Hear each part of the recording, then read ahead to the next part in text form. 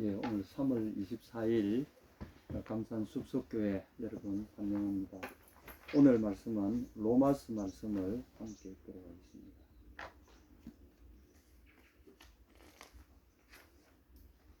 로마서 1장 16절, 17절 같이 읽도록 하겠습니다. 로마서 1장 16절, 17절입니다. 시작. 내가 복음을 부끄러워하지 아니하노니 이 복음은 모든 믿는 자에게 구원을 주시는 하나님의 능력이 됨이라. 먼저는 유대인에게요 그리고 헬라인에게로다. 복음에는 하나님의 의가 나타나서 믿음으로 믿음에 이르게 하나니 기록된 바 오직 의는 믿음으로 말미암아 살리라 함과 같으니라. 아멘.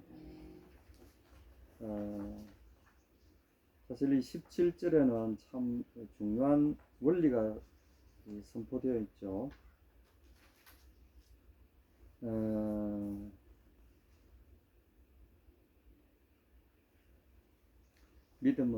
의인은 믿음으로 살 것이다 말씀입니다. 오늘 우리가 이제 이 말씀을 이해하기 위해서는 이 구절을 좀 정확하게 이해할 필요가 있어요. 사실은 이 구절은 번역이 조금 제가 볼 때는 좀 미흡합니다. 그래서 우리가 이해가 잘 안 되는 식으로 번역이 되어 있어요. 17절 여러분 잘 한번 보십시오. 복음에는 하나님의 의가 나타나서 믿음으로 믿음에 이르게 하나니. 그 믿음으로 믿음에 이르게 한다. 누가 말입니까? 이거 주체가 누구죠?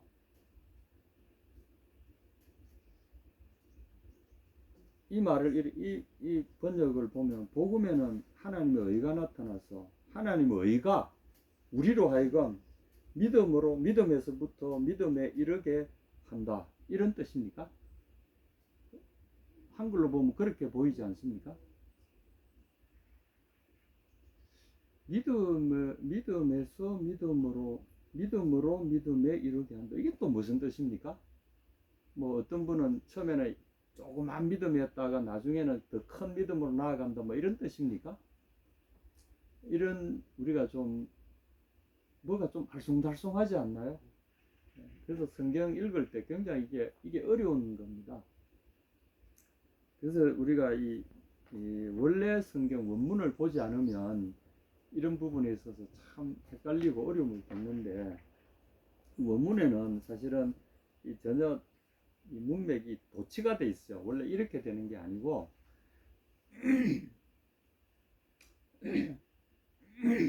그 안에는 이렇게 됐습니다. 그 안에는 이게 복음이죠. 그 안에는 복음 안에는 왜냐하면 그 안에는 하나님의 의가 아포칼립테타이 계시되어 져 있다 이런 뜻입니다. 요게 이제 첫 번째 구절입니다. 왜냐하면 그 복음 안에는 하나님의 의가 계시되어져 있다. 이 아포칼립테타이라는 수동태입니다. 아포칼립토라는 이 말은 덮여져 있던 것이 벗겨져서 실체가 드러난다 이런 뜻이거든요. 이걸 이제 우리 계시록도 역시 이 말을 씁니다. 우리가 계시록이라는 것은 덮여져 있던 것, 그러니까 완전히 다른 차원의 존재로서 우리의 눈에 덮여져 있는 걸 말합니다. 그러니까 보통 이제 계시라고 하면은 갑자기 막 눈앞에 뭐 안 보이던 것이 쫙 하고 보이고 막 우리가 좀 그런 걸로 생각하기 쉽지 않습니까? 성경에서 말하는 계시의 기본적인 개념은 차원을 달리하는 어떤 그걸 열어 젖힐 때 이런 말을 많이 씁니다. 왜냐하면 하나님 우리에게 다가오시잖아요. 예수님이 우리에게 나타나셔서 보이지 않는 하나님을 우리 눈에 보이도록 해주셨잖아요. 하나님은 시공간이 우리와 다른 새로운 차원의 하늘이라는 존재에서 우리에게 내려오셨잖아요. 그래서 우리와 같은 차원 속으로 들어오셨잖아요. 그래서 이거는 예수님은 하나님의 계신 거죠. 하늘에 올라간 자 외에는 하늘에서 내려온 자가 없다 이랬을 때 그 하늘이라는 말은 우리가 다른 차원의 존재 세계를 이야기하잖아요. 하나님을 본 사람이 있습니까? 못 보잖아요. 그건 차원이 다르기 때문에. 하나님 존재하시지만 우리가 못 보고 인식을 못 하잖아요. 차원이 다르기 때문에. 그런데 그 차원을 건너뛰어서 우리에게 차원을 열어 젖혀서 보여주실 때 그게 이제 계시인 거죠. 성경의 계시는 그런 기본적인 골격을 갖고 있습니다. 그래서 내가 뭐 모르고 있는 숨겨진 어느 걸 그런 거는 계시라고 하진 않아요. 그냥 단순히 우리 눈에 숨겨져 있는 똑같은 차원에 있는, 예를 들면 바늘이 어디 숨겨져 있는데 떨어져 있는데 그걸 찾는다, 이건 계시가 아니죠.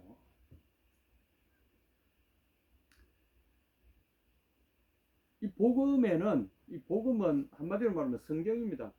그 성경인데 그 핵심은 예수 그리스도죠. 예수 그리스도, 그분의 말씀과 그분의 이야기와 그분의 삶 자체, 또는 그분 그 자체, 그게 이제 유앙겔리온이죠. 좋은 소식이죠. 안겔로스라는 말은, 이 천사라는 말이 원래 이 안겔리온이라는 말은 천사가 전해주는 것, 천사는 이제 사자죠. 그래서 좋은 소식을 갖고는 소식꾼을 말합니다. 소식꾼이 들고 온 그 무엇, 그게 이제 그 좋은 것, 그걸 이제 유앙겔리온 이렇게 하죠. 그래서 예수님이 우리에게 들고 오신 그 소식이요, 그분 자체가 유앙겔리온이고요. 그리고 그분이 우리에게 해주신 말씀과 약속과 그분의 삶 자체가 우리에게 유앙겔리온입니다. 좋은 소식이 되는 거죠. 이 안에 뭐가 들어있느냐 하면, 이 좋은 소식 안에 진짜로 좋은 게 하나 있는데, 그게 뭐냐면 하나님의 의가 너희에게 공짜로 전달해진다, 이런 겁니다. 이전에는 우리가 뭘 해야 우리의 의를 확보하고 그 의를 힘입어서 하나님께 축복을 받는 뭐 이런 구조로 이해를 했다면, 예수님이 오셔서 우리에게 좋은 소식을 갖고 오셨는데, 그 좋은 소식의 핵심은 뭐냐? 너희들에게 하나님이 예비하신 의가 선물로 너희에게 전달되어진다는, 하나님의 선물인 의가 너희 이 예수 그리스도 안에, 그분이 갖고 오신 그 소식 안에 숨어 있다는 거죠. 이게 차원이 다른 의죠. 사람이 행한 의가 아니라 하나님이 만들어 놓으신 의, 그러니까 차원이 다른 겁니다. 이것을 우리에게 열어 보이신다는 거죠. 이 복음 안에는 하나님의 의, 이 복된 소식, 그 핵심 중의 핵심이 하나님이 예비하신 우리의 의입니다. 이게 하나님조차도 하나님이 만들어서 우리에게 주신 우리의 의죠. 이게 선물로 받은 의인데, 이게 그 다음에 이렇게 됩니다. 이게 어떻게 우리에게 계시되어지느냐 하면, 에크피스테오스 에이스피스틴, 이 말은 믿음으로부터 시작해서 믿음에 이르기까지, 이런 뜻이니까 이거는 히브리적인 표현이라고 볼 수 있어요. 이 말은 그리스 말로 표현이 됐는데, 이 표현 방법은 믿음으로부터 믿음에 이르기까지, 이게 뭔 의미일 것 같습니까? 이 관용적인 표현이라고 보여지는데, 이것은 전적으로 믿음에 의해서, 이런 뜻입니다. 다른, 제가 나중에 시간이 되면 다른 문장도 좀 소개해 드리고 싶은데, 믿음으로 말하면, 믿음을 통해서, 이건 이제 다른 말로 하면 믿음을 통해서, 전적으로 믿음을 통해서 이것이 너희에게 계시되어진다, 이런 뜻입니다. 하나님의 의를 우리가 얻으면 뭐 믿음이 처음에 조그만 믿음이 됐다 큰 믿음, 이런 게 아니고, 여기서 말하는 이 문맥의 의미는 전적으로 믿음에 의해서, 시작도 믿음이요 끝도 믿음이요. 예수님이 자신을 소개하실 때 어떻게 소개하셨습니까? 계시록에 보면 나는 알파와 오메가다, 나는 시작과 끝이다. 이 똑같은 겁니다. 이게 에크란 뭐뭐 시작, 뭐뭐로 붙으라는 뜻이고요. 에이스는 뭐뭐 안으로, 최종 결론으로, 뭐뭐 최종적으로 뭘 되어지는 걸 말할 때 에이스라고 표현합니다. 그래서 에크, 뭐뭐로부터 시작해서 뭐뭐로 끝이 난다. 그럼 이거는 알파에서 오메가, 시작해서 끝까지,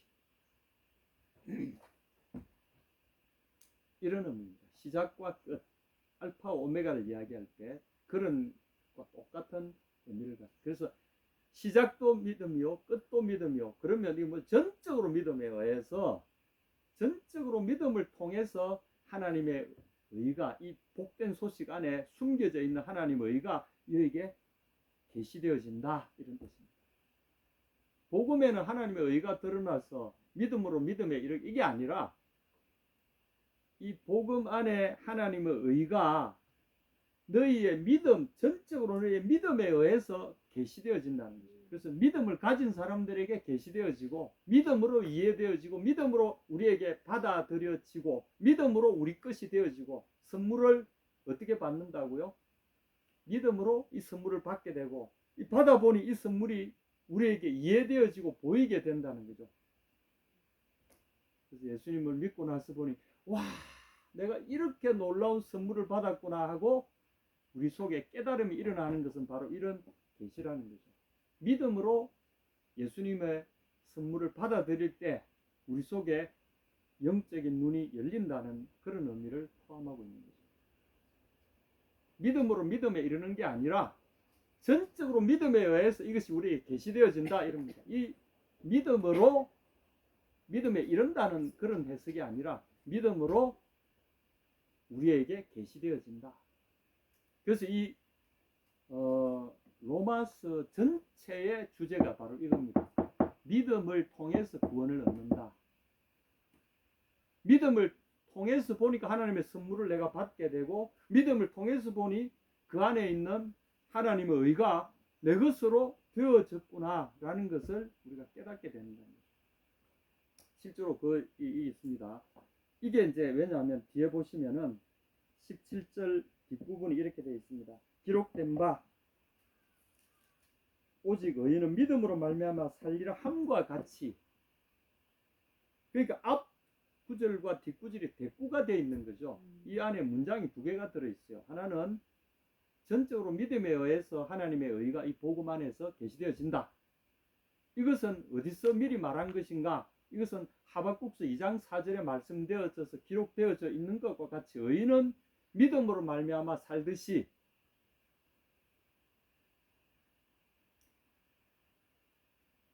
믿음으로 하나님의 의가 복음 안에는 하나님의 의가 드러나진다 이런 뜻입니다. 그럼 하박국서 2장 4절을 보시게 되면 여러분 하박국서 한번 찾아보시겠어요? 하박국서는 구약 뒷부분에 있습니다.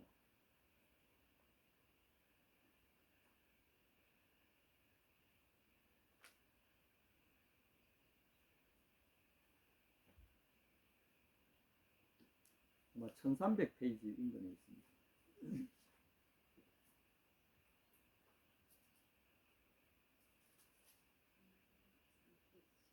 이 하박국서의 전체적인 이 개요는 제가 시간이 없으니까 간단히 말씀드리자면 자기가 볼 때, 선지자가 볼 때 세상은 너무 엉망이라는 거죠. 너무 악하고 하나님의 말씀처럼 심판이 하나님의 말씀을 어기면 심판을 받아야 되는데 심판도 행해지지도 않고 오히려 악한 사람, 하나님을 멀리하거나 대적하는 자들이 더 잘 되는 세상이라 이거죠. 그러니까 하나님 말씀을 지키고 하나님의 이 계명을 따르는 삶을 살면 형통해야 되는데 오히려 세상은 그 반대로 가고 있으니 어찌 된 겁니까? 이 안타까운 사정을 하나님 앞에 기도로 호소하고 있는 겁니다. 자기가 볼 때는 세상은 너무나 불의하고 희한하게도 불의한 자들이 잘 되고 있습니다. 이거 어쩌면 좋습니까? 여러분도 혹시 이런 탄식 하시지 않습니까? 내가 교회 나가고 내 개인적으로 봐도 내가 교회 나가고 열심히 했는데 왜 내게 이런 일이 생깁니까? 오히려 안 믿는 사람들이 더 잘 살고 자기를 위해서 투자하고 자기를 위해서만 사는 욕심쟁이들만 더 잘 사는 이런 세상이 그렇다면 내가 하나님을 믿을 이유가 도대체 뭐가 있습니까? 교회 나가야 될 이유가 뭐가 있습니까? 하나님 어찌된 겁니까? 이렇게 탄식한 거죠. 그래서 이제 이 1장 17절까지 그런 하나님 앞에 이런 탄식을 계속합니다. 17절 한번 보시죠. 그가 그물을 끌고는 계속하여 여러 나라를 무자비하게 멸망시키는 것이 옳으니까.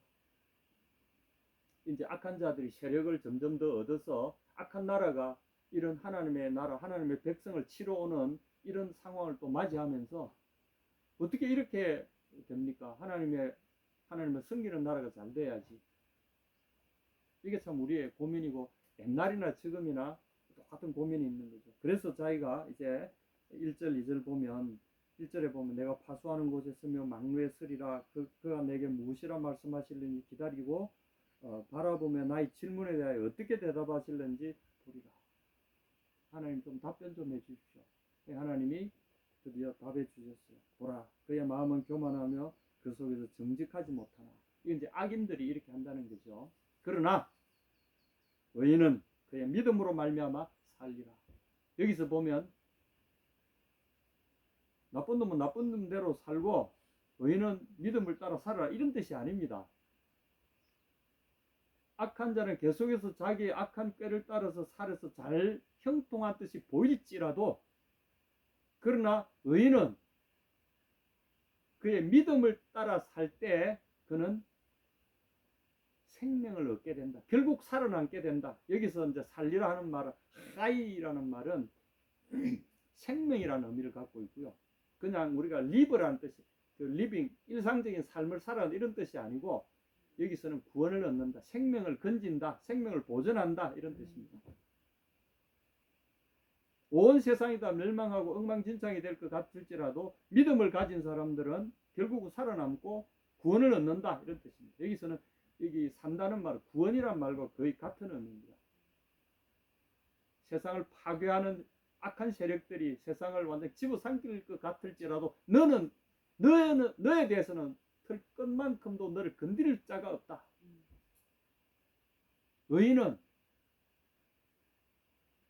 그의 믿음으로 말미암아 살면, 그의 믿음 안에서 그는 생명을 얻는다, 이런 뜻입니다. 믿음 안에 거하면 천하무적이 된다는 거죠. 여기에 하나님의 놀라운 약속이, 그리고 하나님의 계획이 여기에 숨어 있는 말입니다. 이것을 사도 바울은 여기에 이야기합니다.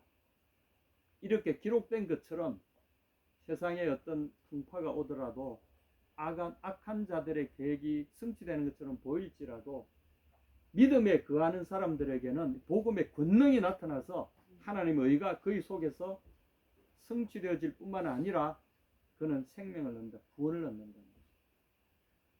그래서 이거를 이 사람은 어떻게 적용하느냐면 3장 마지막에 보십시오.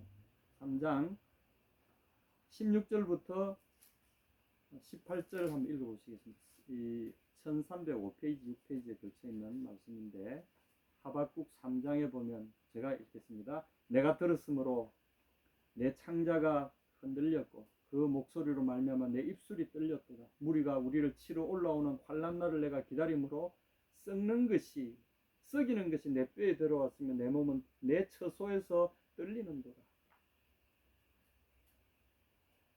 이 정말 절체절명의 위기에 서서 부들부들 떨리는 거죠. 자기도 모르게 마음이 잡혀지지 않는 거야. 부들부들 떨리는 거야. 여러분 혹시 이런 적 있습니까? 저도 부들부들 떨릴 때가 엄청 많았어요. 침착해야지 해도 안 돼요. 통제가 안 돼. 부들부들 떨려. 그런데 그는 믿음의 서기로 결심합니다. 그래서 17절에 비록 무화과나무가 무성하지 못하며 포도나무에 열매가 없으며 감람나무에 소출이 없으며 밭에 먹을 것이 없으며 우리의 양이 없으며 외양간에 소가 없을지라도 나의 삶의 모두가 다 망가졌을지라도, 그래서 내가 사실 이런 게 없으면 먹고 살 게 없잖아요. 살 수가 없잖아. 내 삶의 근거들, 삶의 내가 의존해서 살아가야 될 그 든든한 나의 버팀목이 될 만한 삶의 재산들이 싹 다 사라진 상황을 지금 가정하는 거죠. 그럴지라도 나는 여호와로 말미암아 즐거워하며 나의 구원의 하나님으로 말미암아 기뻐하리라. 살리라 그러셨다. 믿음은, 의인은 그의 믿음 안에서 살리라 그러셨잖아요. 그러면 이 믿음이라는 것은 뭐죠? 하나님의 존재, 하나님 그분으로 인하여 여호와 그분으로 말미암아 나는 즐거워하며 내 구원의 하나님, 그래서 하나님은 나의 구원이시고 하나님 그분은 나의 즐거움이시라. 이 17절에 나온 하나님 그분이 나의 무화과보다 더한 무화과시오, 나의 포도나무 열매보다 더한 분이시오, 감람나무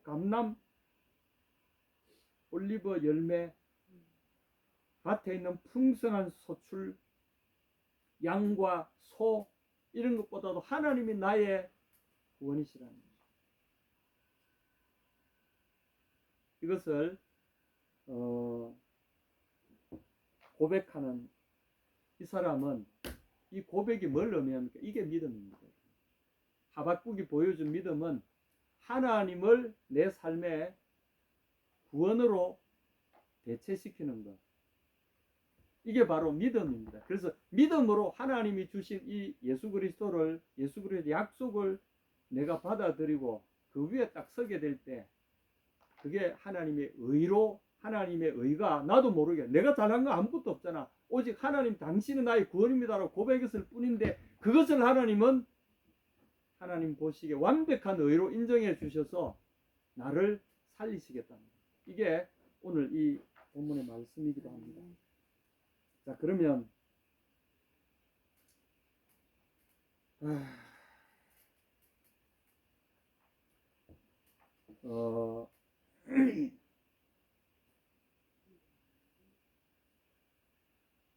이 결정적으로 이 로마서에서 이제 믿음으로 말미암는 의에 대해서 하박국의 이 고백을 처음에 예로 들었지만 이 사도 바울은 4장으로 가면서 이 믿음을 어떻게 믿음의 조상인 아브라함이 하나님을 믿음으로 말미암아 어렵게 됐는가에 대한 그 예를 들면서 그의 결론을 짓는 모습입니다. 로마서 4장으로 잠깐 넘어가시겠습니다.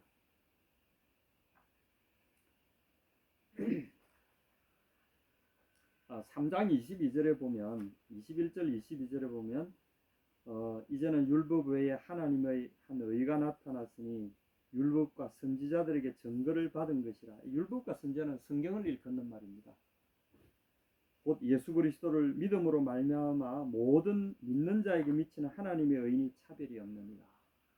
믿는 자에게 하나님 그분을 내 구원의 근원으로 삼는 이 사람들에게 이걸 바로 믿는다는 걸로 주님이 이야기하신 거고, 이럴 때 어떻게 해요? 하나님의 의가 그에게 주어진다는 거죠. 이것을 실제로 하박국도 아까 그렇게 고백했잖아요. 하박국의 믿음의 실체를 보면 하나님 그분을 나의 구원으로 인정했잖아요. 그리고 내 삶의 근거로서 그분을 의지했잖아요. 그분이 계시나 나의 모든 눈으로 보이는 인간적인 조건들이 다 사라지고 없을지라도 내 몸은 병들어서 곧 죽을 것이고, 그리고 내 소유들은 다 없어졌고 나를 지지하는 세상에 그 어떤 의지할 것도 없어진 상황이라 할지라도 나는 여호와 그분으로 인하여 즐거워하고 내 구원의 하나님으로 인하여 기뻐할 것이다. 이렇게 했잖아요. 이걸 믿음이라고 이야기하는 겁니다. 성경의 믿음은 딱 요 믿음입니다. 그리고 이 믿음 위에 하나님 축복하셔서 하나님의 의를 부여해 주신다는 겁니다. 이게 로마서의 핵심입니다. 그래서 이제 아브라함에 대해서도 한 번 더 사실은 이 하박국의 고백은 아브라함의 믿음을 따라 고백한 것에 불과한 것이거든요. 그럼 아브라함의 믿음을 어떻게 이야기할까요? 4장 한번 보십시오. 로마서 4장에 보면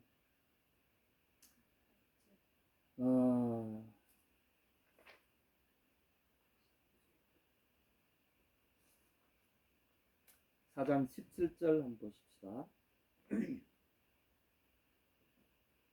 16절부터 한번 읽어보겠습니다. 로마서 4장, 이거는 같이 한번 읽어봐야 됩니다. 4장 16절부터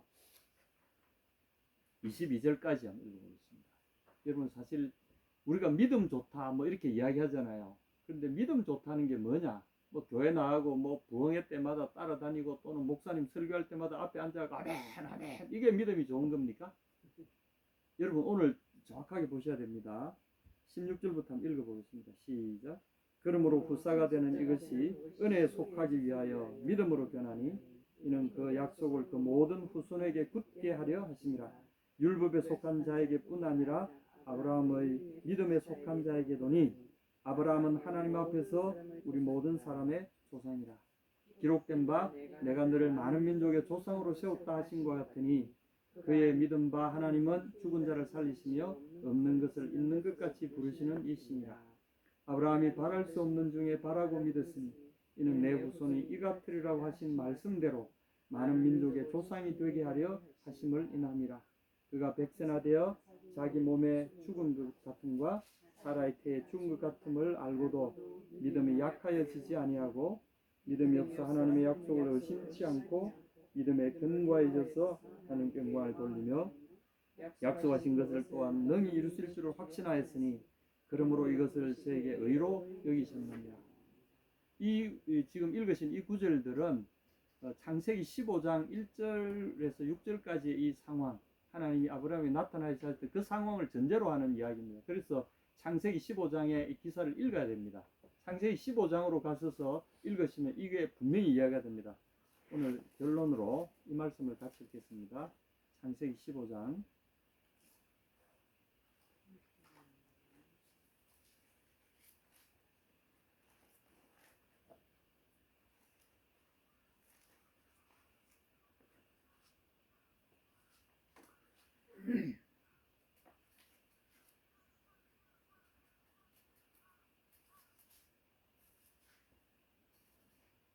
1절부터 6절까지 읽겠습니다. 시작. 이후에 여호와의 말씀이 산상종이 아브라함에게 임하여 이르시되 아브라함아 두려워하지 말라. 나는 내 방패요 너희 지극히 큰 상급이니라. 아브라함이 이르되 주 여호와여 무엇을 내게 주시려 하나이까? 나는 자식이 없사오니 나의 상속자는 이 다메섹 사람 엘리에셀이니이다. 아브라함이 또 이르시되 주께서 내게 씨를 주지 아니하셨으니 내 집에서 길린 자가 내 상속자가 될 것이니이다. 여호와의 말씀이 그에게 임하여 이르시되 그 사람이 내 상속자가 아니라 내 몸에서 날 자가 내 상속자가 되리라 하시고 그를 이끌고 밖으로 나가서 이르되 하늘을 우러러 뭇별을 셀 수 있나 보라. 또 그에게 이르시되 내 자손이 이와 같으리라. 아브라함이 여호와를 믿으니 여호와께서 이를 그의 의로 여기시고. 아멘. 내 자손이 이와 같으리라. 18절에 로마서 4장 18절에 보면 내 이는 아브라함이 바랄 수 없는 중에 바라고 믿었으니 이는 내 후손이 이 같으리라 하신 말씀대로 되어 있죠. 그죠? 바로 이 같은 게 뭐 같단 말입니까? 하늘의 별과 같다는 거죠. 이건 바로 창세기 이 말씀을 전제로 지금 로마서에 기록하고 있다는 거죠. 자, 여기서 믿음에 대한 중요한 사실을 우리가 하나 알 수 있죠. 15장 1절에 보시면 우리가 믿음을 이야기할 때 우리가 하나님을 향한 일방적인 우리의 태도라고 이야기하기 쉽지 않습니까? 여기서 보면 믿음에 대한 중요한 잘못된 근거 중에 하나가 우리의 일방적인 하나님을 향한 이게 아니라는 거죠. 15장 1절을 보게 되면 여기에 보면 아브라함과 하나님 사이에 중요한 어떤 관계가 설정되어 있다는 걸 알 수 있는데 15장 1절에서 하나님은 뭐라고 자기를 소개하십니까? 나는 너의 방패요 너의 지극히 큰 상급이다. 여기 이제 하마게인이라고 그러는데 이 마게인이란 말은 원래 울타리 치다 이런 말에서 나온 뜻입니다. 그래서 울타리 쳐서 나를 완벽하게 보호할 수 있는 것, 이게 이제 나중에 마겐이라고는 방패라는 말로 쓰이게 되는 거죠. 방패는 나의 완벽한 보호막이 되는 걸 의미합니다. 나는 너의 울타리다. 나는 너의 완벽한 방어막이다. 이런 뜻입니다. 그리고 나는 너의 지극히 큰 상급이다. 여러분 여기 지극히 큰 상급이라는 이 말씀은 원어에 보게 되면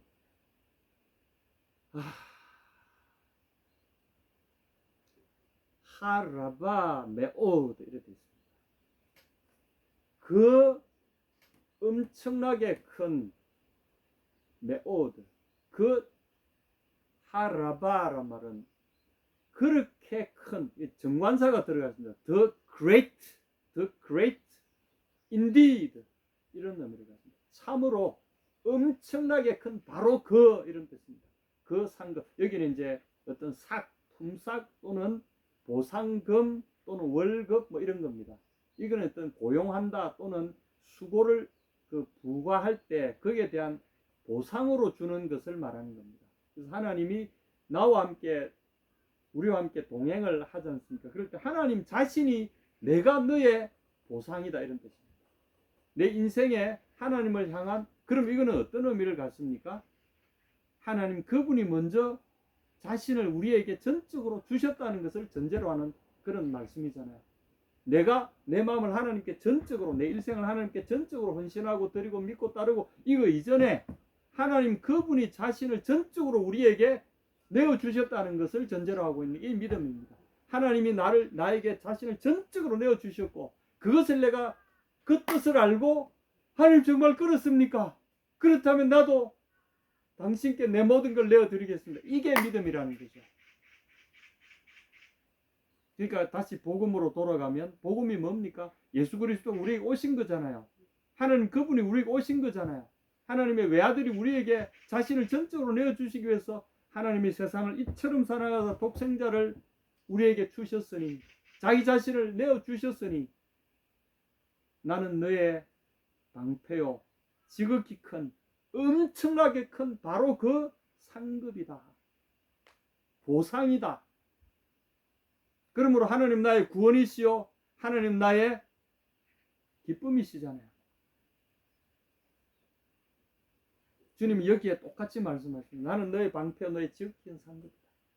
이 하나님을 내가 믿고 받아들일 때 나의 모든 것을 이제 하나님께 올려드릴 수 있는 거죠. 이게 두 개가 만나는 거죠. 이게 믿음입니다. 하나님도 내게 모든 걸 내주셨고 나도 그 하나님을 받아들이면서 나의 모든 것을 하나님께 내놓는 거죠. 이 결합이 일어날 때 하나님 이걸 결혼에 비유하셨어요. 이스라엘을 자신의 백성으로 삼으실 때도 그렇게 나는 너의 신랑이 되고 너는 나의 신부가 된다. 이렇게 결혼으로 비유를 하셨잖아요. 믿음은 하나님과 이런 영적인 결혼 관계에 들어가는 것, 하나님과 하나 되는 관계 속에 들어가는 게 이게 믿음입니다. 그러므로 믿음은 그냥 믿습니다 이 정도가 아니라 믿음의 제일 중요한 전제 조건은 그분이 자신을 우리에게 내주셨다는 것이고 그것을 우리가 받아들이고 하나님의 그 사랑 앞에 내 사랑을 고백하는 것, 이게 믿음이라는 거죠. 그리고 주님이 그의 삶에 대해서 약속하십니다. 4절 5절 보시면 내 몸에서 날 자가 내 상속자가 될 거다. 근데 이 말씀을 받을 때 벌써 그 나이가 늙어가지고 벌써 90이나 되고 결국은 75세에 하나님께 부르심을 받았지만 25년을 더 기다려서 100세나 됐어야 아들을 보게 됐어요. 그러니까 그 사이에 얼마나 절망스럽겠습니까? 사람이 이때 되면은 그래서 이제 4장 18절에 아브라함이 바랄 수 없는 중에 바라고 믿었다. 자기가 지금 다 늙어가 자기 아내도 지금 경수도 다 끊어지고 이미 씨를 잉태할 수 없는 상황이 됐는데도 불구하고 그는 믿었다는 거예요. 왜냐하면 하나님 그분이 나의 뭐라고 그러셨어요? 방패요 지극한 상급이라고 말씀하셨기 때문에 그분이 하실 거라는 거죠. 그래서 그가 믿을 수 없는 중에 이 그리스 말이 되면은 이 파르엘피다 소망이 지나가 버린 그곳에서 FLPD 소망 위에 서서 이미 지나가 버렸어요. 파라LPD입니다. 이미 지나가 버렸어요. 소망은 지나갔는데 다시 지나갔지만 지나간 그 소망 위에 서 있다는 거죠. 이게 믿음이라는 거죠. 저는 믿음이란 말을 정몽주의 단심과 같은 것도 비슷하다고 봐요. 세상은 그에게 유혹합니다. 이런 데를 어떠하리 저런 데를 어떠하리 만수산 드렁칠이 얽혀진 데를 어떠하리 우리도 이와 같이 얽혀져서 천만 년을 누려보세. 세상은 그렇게 이야기할지라도 이 몸이 죽고 100번 고쳐 죽고 100골이 진토되어 넋이라도 있고 없고 그럴지라도 임향한 일편단심 가실 줄이 있으리라. 우리가 하나님을 생각할 때 왜냐하면 그분이 나에게 전적으로 주셨기 때문에 나도 그분을 향하여 내 삶을 내 일편단심을 그분에게서 떠나지 않게 하는 것이야말로 내가 할 수 있는 최소한의 그분을 향한 사랑이요 내 고백일 수밖에 없다. 그럴 때 아브라함에게 어떤 일이 일어났습니까? 그가 100세나 되어 자기 몸에 이미 죽은 것을 여기 이제 우리 번역에는 죽은 것 같음과라고 되어 있잖아요.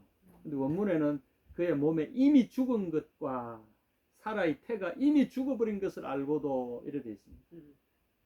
사실은 그렇다 이거죠. 그럼에도 불구하고 그는 믿음이 약해지지 않았다. 그의 일편단심은 흔들리지 않았다. 왜냐하면 그는 하나님을 알았기 때문에 자신을 나에게 내어주신 그 하나님을 알았기 때문에 그분을 향한 그의 믿음도 흔들리지 않았다는 거죠. 이게 믿음입니다. 그럴 때 6절 보십시오. 아브라함이 하나님을 여호와를 믿으니 여호와께서 이를 그의 의로 여기셨다. 이 의가 아브라함의 후손들 예수 그리스도를 믿는 믿음 속에 있는 이 사람들이 다 아브라함의 이 믿음이 예수 그리스도를 통하여 우리에게 다시금 확인된 거죠.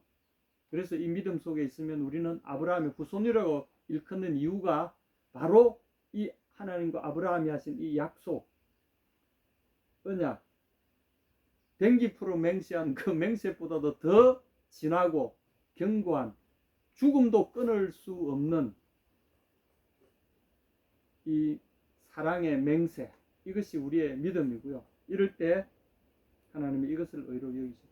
이 우리가 요즘 고백하는 이신덕이라고 하는 개신교의 이 교리가 바로 여기에 근거하고 있는 겁니다. 하나님 그분이 자신을 내주셨으므로 우리도 그분에 대한 우리의 믿음을 고백하는, 이 아브라함이 했던 것처럼 우리도 이렇게 하는 것이죠. 그래서 다시금 우리는 하박국의 고백 속으로 들어갑니다. 우리에게 우리의 양도 없고 포도원에 포도도 없고 밭에 소출도 없고 양도 없고 소도 없고 아무것도 없을지라도, 내 몸은 망가져서 건강도 없고 가진 것도 없고 친구도 없고 이웃도 없고 재산도 없고 아무것도 없을지라도 어떻게 해요? 내 구원의 하나님을 인하여 나는 기뻐하다. 왜냐하면 그분이 살아계심으로 우리의 구원은 흔들리지 않는다. 그럴 때 기적들이 일어납니다. 그리고 새로운 차원의 하나님이 개입하시게 되면요, 놀라운 일들이 벌어집니다. 이것이 우리가 가진 세상을 이긴 믿음이 바로 여기에 있습니다. 여러분, 이 믿음 속에 거하시지 않겠습니까? 이 믿음을 붙드십시다. 할렐루야.